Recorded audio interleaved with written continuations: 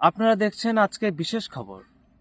মেঘালয় সরকারের তরফ থেকে ভারতের কেন্দ্রীয় সরকারকে সতর্ক করা হয়েছে বাংলাদেশের সীমান্তের কাছে অজ্ঞাত ড্রোন এর উপস্থিতি লক্ষ্য করার পর।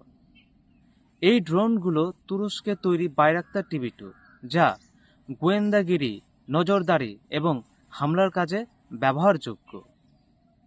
বিস্তারিত জানাচ্ছি আমরা। সম্প্রতি মেঘালয়ের পূর্ব খাসি পাহাড় জেলার সোরা ও সেল্লা অঞ্চলে আন্তর্জাতিক সীমান্তের জিরো লাইনের 200 মিটার দক্ষিণে এই ড্রোনগুলো দেখা গেছে।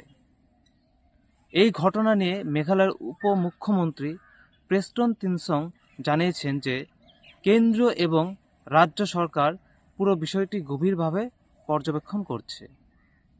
সীমান্ত সুরক্ষা বাহিনী এবং ভারতীয় বিমান বাহিনীকে ইতিমধ্যেই সতর্ক